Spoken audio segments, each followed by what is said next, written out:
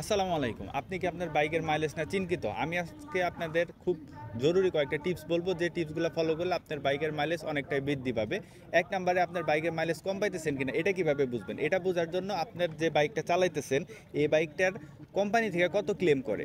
ধরেন কোম্পানি থেকে এই বাইকটাকে ক্লেম করে 60 কিলো যাওয়ার কথা, সেক্ষেত্রে যদি 50-55 পান তার মানে মাইলেজ ঠিক আছে, কারণ কোম্পানি যেভাবে ক্লেম করে তার চাইতে 5-10 কম পাওয়া ঠিক আছে। কিন্তু যদি এমন হয় 50-এর জায়গায় 40 পাইতেছেন, মানে যা ক্লেম করতেছে তার থেকে 20-25 কম পাইতেছেন, সেক্ষেত্রে আপনার মাইলেজ কম পাইতেছেন।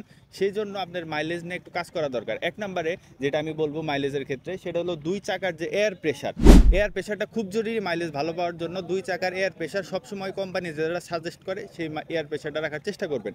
তারপরে হলো স্পার্ক প্লাগ এবং এয়ার ফিল্টার। স্পার্ক প্লাগটা 8000 কিলো পর চেক করবেন, দরকার হলে চেঞ্জ করবেন। এয়ার ফিল্টারটাও সেম 4500 থেকে 6500 কিলো পর চেক করবেন, দরকার হলে চেঞ্জ করবেন। হ্যাঁ, তারপরে যদি আসি, সেটা হলো যদি অয়েল ফিল্টার থাকে, এটাতে যদি অয়েল ফিল্টার নাই, যেসব বাইকে অয়েল ফিল্টার আছে অয়েল ফিল্টার চেঞ্জ করার প্রয়োজন পড়লে চেঞ্জ করবেন। তারপরে ইঞ্জিনের ভিতরে যদি কোনো কাজ থাকে, যে কাজটা আপনি অনেকদিন ধরে করাইতেছেন না বাট করানোটা জরুরি, পিছন দিয়ে সাইলেন্সার দিয়ে ধোঁয়া বের হয় বা যে কোনো ধরনের ছোটোখাটো কাজ থাকলে সেই কাজটা করাবেন, এটাতে ভালো একটা মাইলেজ পাবেন। তারপরে মাইলেজ বেশি পাওয়ার জন্য আরও কিছু জিনিস মাথায় রাখতে হবে। তার মধ্যে একটা হলো, কখনোই ওভার ওয়েট নেওয়া যাবে না। নর্মালি একটা বাইকে আমরা 2-3 জন পর্যন্ত চড়ি, কিন্তু একটা জিনিস মাথায় রাখবেন, বাইকের বেস্ট মাইলেজ পাওয়ার জন্য যত লোড কম যায়, কারণ যত বেশি ওয়েট দিবেন মাইলেজটা তত কমে যাবে। সেক্ষেত্রে লো ওয়েটে বাইক চালানোর চেষ্টা করবেন।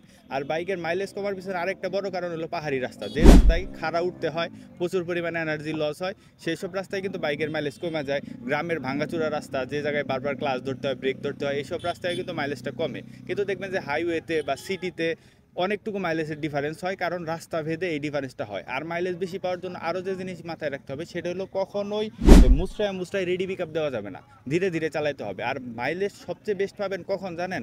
মাইলেজ বেস্ট পাওয়ার সবচেয়ে বড় এবং সবচেয়ে প্রধান উপায় হলো সর্বোচ্চ গিয়ার, সর্বনিম্ন স্পিড। যেমন এই গাড়িতে গিয়ার আছে 5টা, এই 5 নাম্বার গিয়ারে আপনার গাড়িটা ধরেন 40-এ চলতে পারবে, বন্ধ হবে না। 40-এর নিচে নামলে গাড়িটা ধাক্কায়, তার মানে 40, তার মানে 5 নাম্বার গিয়ারে যদি এই গাড়িটা আপনি 40-এ চালান, তাহলে সর্বোচ্চ গিয়ার সর্বনিম্ন গতি থাকার কারণে সর্বোচ্চ মাইলেজটা পাবেন।